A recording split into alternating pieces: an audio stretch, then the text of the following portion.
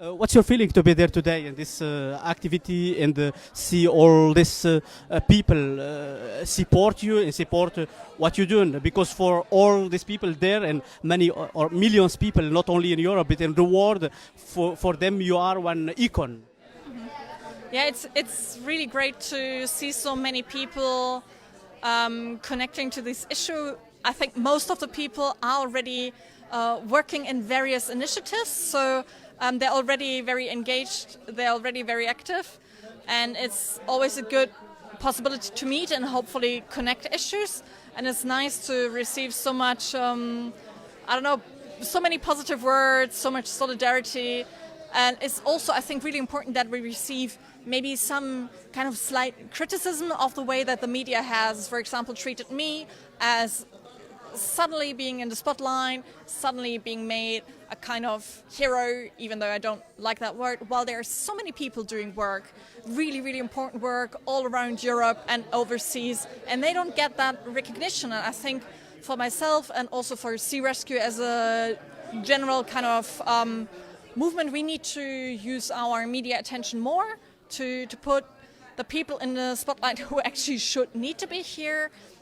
For example, people like Majid, who came as a kid from Somalia, or other people who we have here in the room, a young lady from Palestine, and other people who need to share their stories and have so much to tell us about what it means to leave your home and then arrive to another society. What's your message for people who watch us today? I think it's very important that we all take action together and that we try to connect issues, as was pointed out, not see our issue as a single issue, but see it within the system and try to connect to groups which are working towards a similar direction. And also never to underestimate what a person can do, because a lot of individual actions really come together if we do stuff in a community. So in that way, every person which does something and then brings in one or two friends really starts to make a huge difference. And there's so many things to do, and we need all the people to be engaged with it.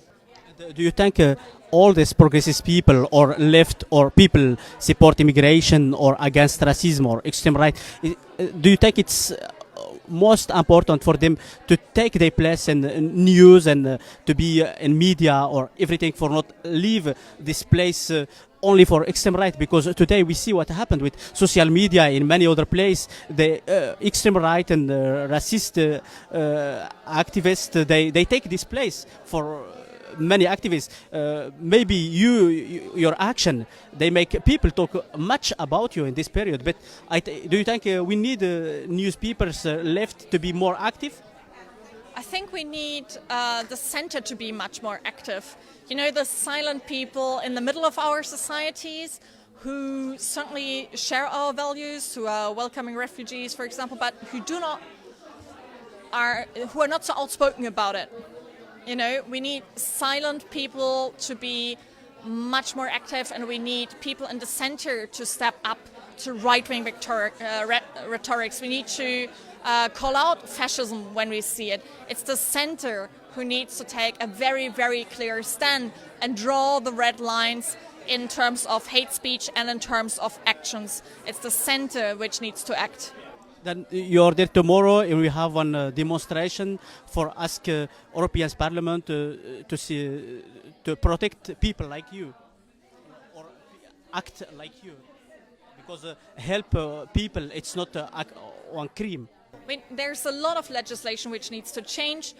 This legislation in particular, which doesn't distinguish between helping someone in solidarity and smuggling, is a huge problem. It's causing a lot of repression. There's about 160 people in Europe being criminalized for showing solidarity, and that clearly needs to stop. It's a system of repression, and we have to challenge that system. It needs to change. Solidarity is not a crime. Like, we finish with that. Yeah. Thank you very much.